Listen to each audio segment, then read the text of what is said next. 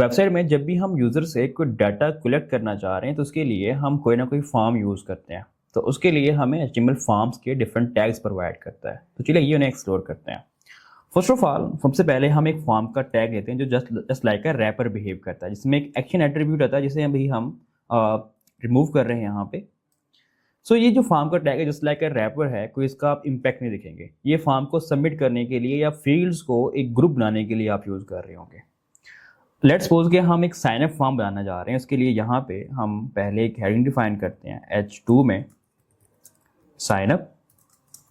अब इसके रेलेवेंट जो फील्ड्स होंगी उन्हें हम फॉर्म में डिफाइन करेंगे।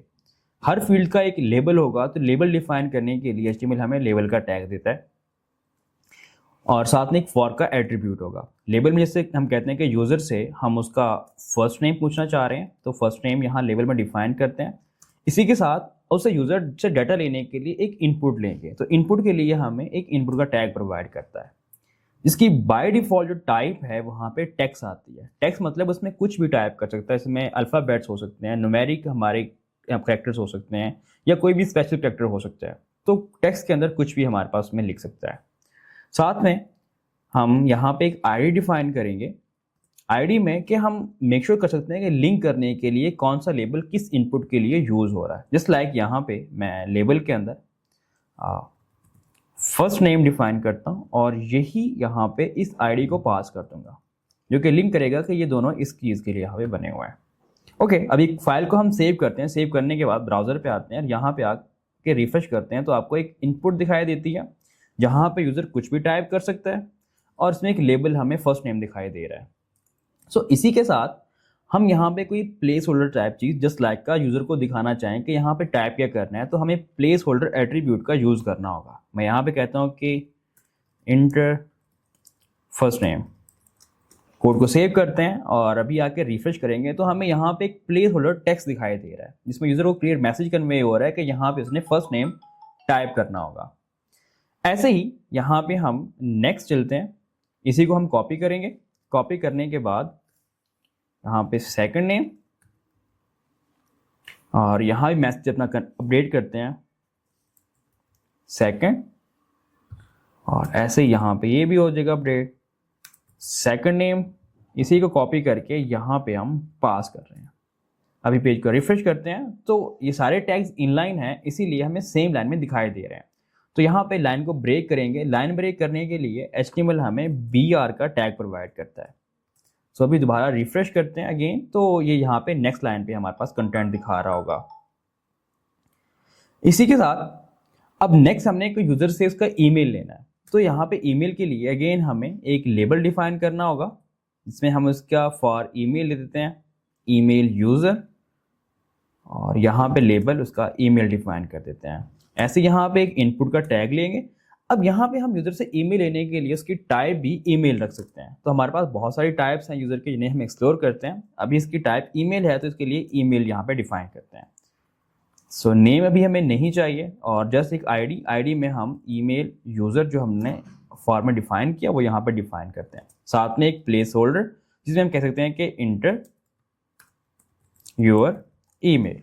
यहाँ पे इसे सेव करते हैं और साथ में लाइन ब्रेक के लिए यहाँ पे BR का टैग लगाते हैं।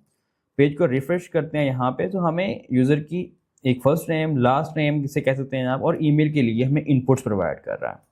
सो ऑन ऐसे ही आप यूज़र से अगर आप पासवर्ड एंटर करना चाह रहे हैं तो अगेन आपको यही डाटा यूज़ करना होगा। इसे हम यहाँ से कॉपी करते हैं। कॉपी करने के बाद यहाँ पे पेस्ट करते हैं, जिसे लेबल को यहाँ पे फिलहाल अपडेट करते हैं कि पासवर्ड, और सेम ऐसे ही हम इसका प्लेस होल्डर चेंज करते हैं पासवर्ड। और फॉर में जो हमने डिफाइन करना है ये ऑप्शनल है, अगर आप डिफाइन करना चाहो तो कर भी सकते हो, अगर नहीं करना चाह रहे तो ना भी करो तो काम कर रहा होगा।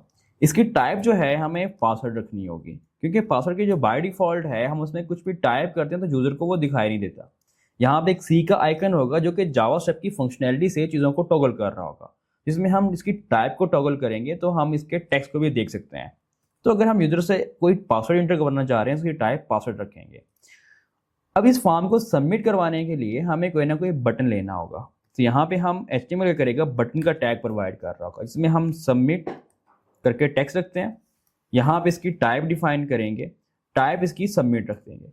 अब जब भी हम इस बटन पे क्लिक करेंगे तो ये जो फॉर्म है ये सबमिट हो जाएगा। तो कलेक्टिव वैल्यूज को हम गेट करने के लिए फॉर्म को यूज करते हैं। ऐसे ही अगर आप यूजर से कोई भी आप लाइक फाइल अपलोड करवाना चाह रहे हो, मैं यहाँ पे एक इनपुट टैग लेता हूँ, तो उसकी टाइप मैं यहाँ पे फाइल रखूंगा। इसे रिफ्रेश करता हूँ। रिफ्रेश करने के बाद यहाँ पे आप देख रहे होंगे एक हमें एडिशनल चीज़ नजर आ रही है, चूज फाइल की।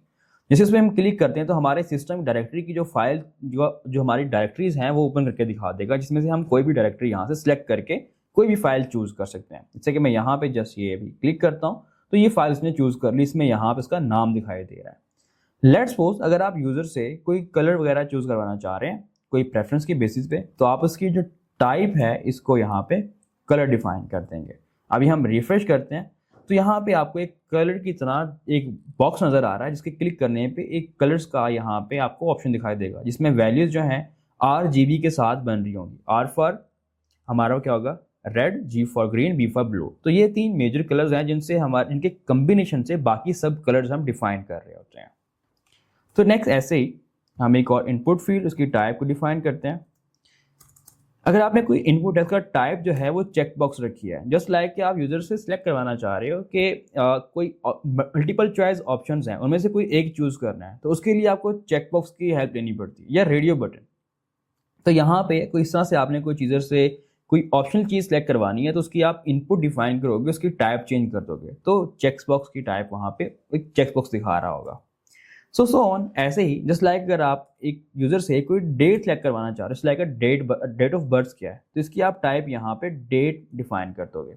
अभी आप इसे रिफ्रेश करते हो तो यहाँ पे हमें एक जस्ट लाइक डेट सेलेक्टर दिखा रहा है, जिस पे आप क्लिक करते हैं तो इस पर एक कैलेंडर ओपन हो रहा है जिसमें से यूजर कोई भी डेट सेलेक्ट कर सकता है। तो ये वो कॉमनली इनपुट्स हैं जो कि आप इनपुट फील्ड जो कि आप यूज कर रहे होते हैं यूजर से डाटा सेलेक्ट करवाने के लिए। सो नेक्स्ट अपने वेबसाइट बनाने के लिए हम इन्हें यूज कर रहे होंगे।